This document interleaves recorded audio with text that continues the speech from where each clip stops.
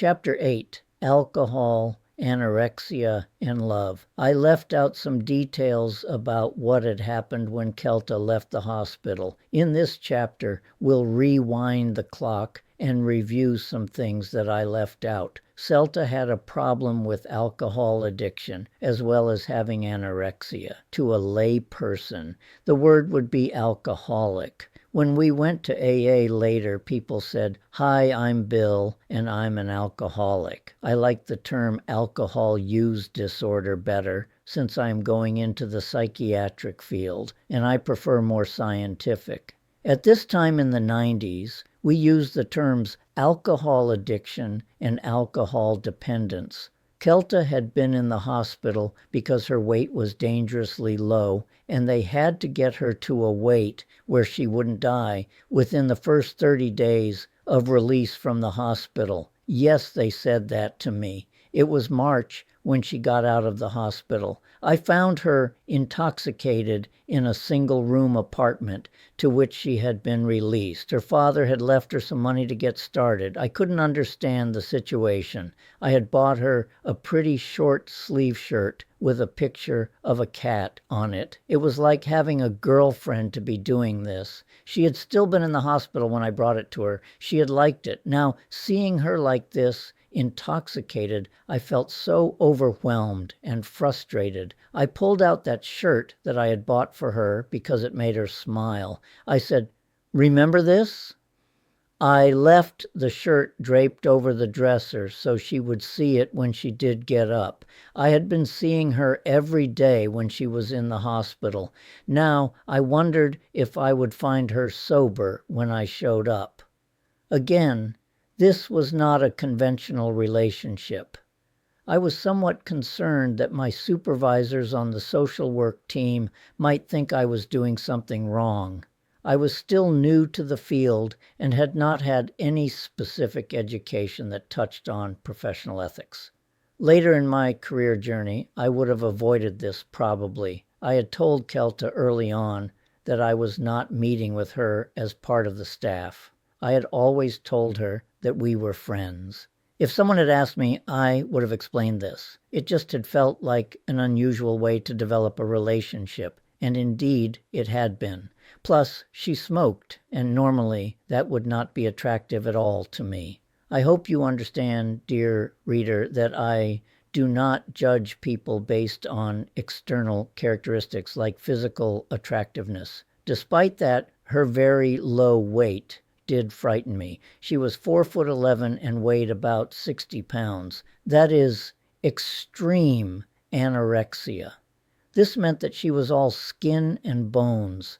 This is hard to discuss because I know that for a person with anorexia, talking about how thin they are can trigger very negative emotions. I so much want you, dear reader, to know how much I respected Kelta and loved her. I could see and feel her bones when I held her. Her heart was still beating. When we had been close, I would feel a tingling feeling. If I was sitting next to her, I felt it at the point of contact of our legs, hands, and arms. It felt like a current flowing through me and her. It was almost as if the pulsating beats of our hearts were synchronized and felt everywhere our bodies made contact.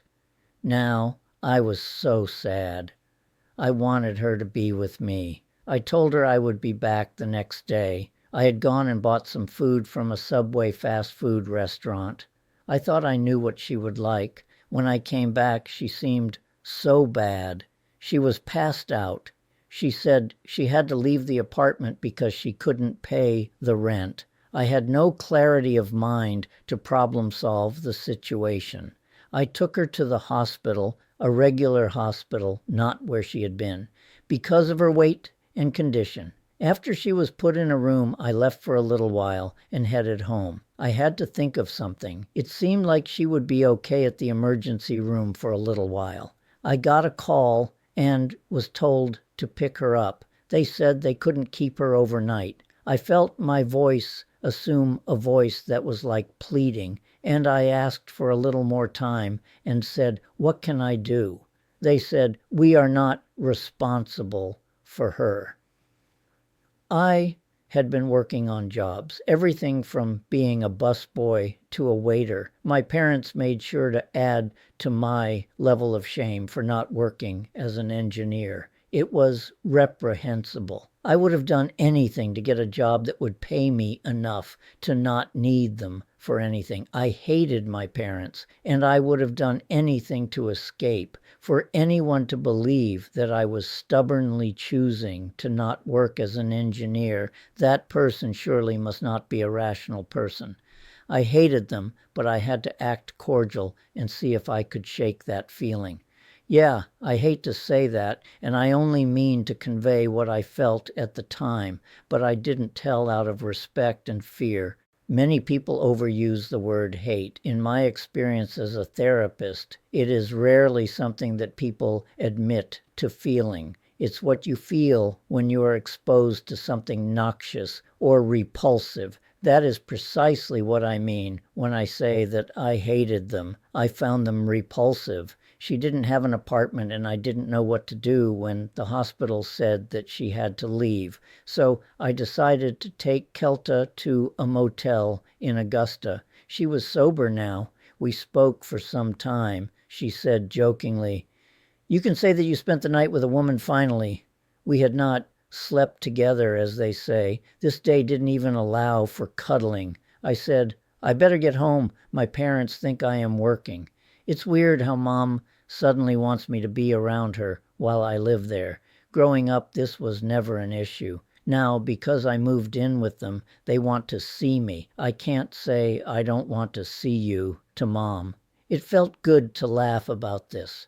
We talked about this unusual situation and would continue to do that. My self-esteem was being dragged down due to the emotional and psychological abuse. And so I wanted to avoid my mother as much as possible. My father was more tolerable, but he still went along with and supported my mother's point of view. The next day I showed up at the hotel in her room. She wasn't in. I walked around frantically looking for her. A light rain was falling. This place didn't look too inviting in the day, as they had not kept up the place too well. I passed people as I looked and listened in the rooms nearby. I was never nosy, but I was feeling desperate. Have you seen a small woman, first up front at the reception desk, and then I asked some people who were walking around. No one was very helpful. I walked around the front, which faced the highway. I fell to my knees, more like collapsing than praying.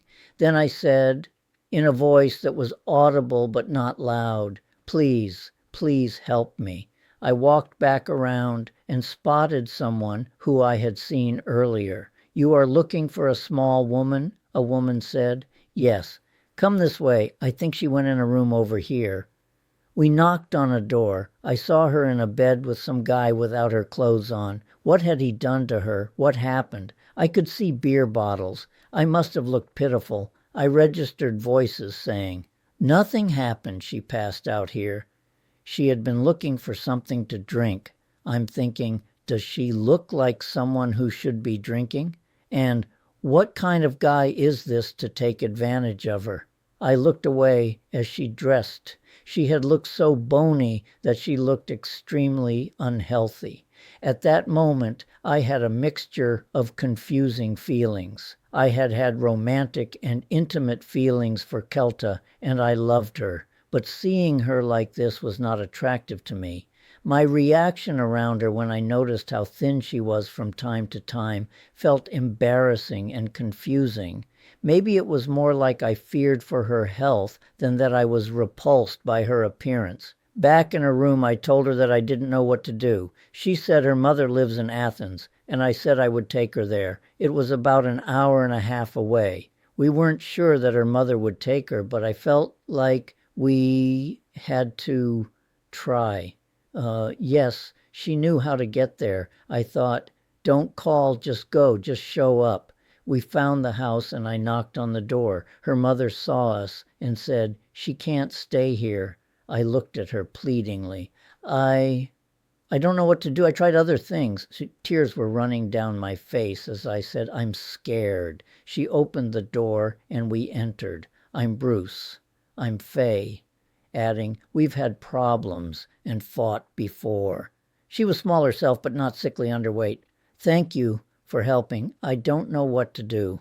I said goodbye to Kelta and said I would be back to see her soon. Her father had come from out of state and rented an apartment for her.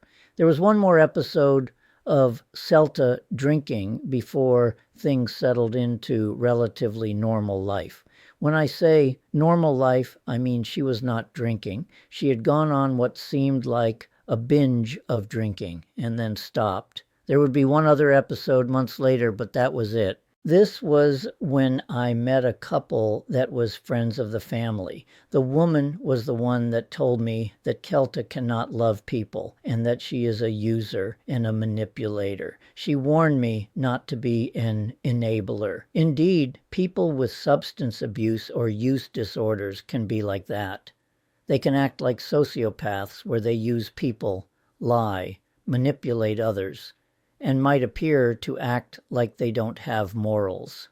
However, I am a bright person, and I am observant when it comes to the actions and intentions of others.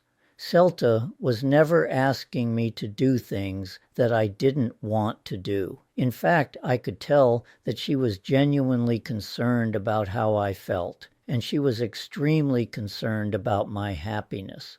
Things were about to become more normal shortly after Celta got settled into an apartment in Athens, Georgia.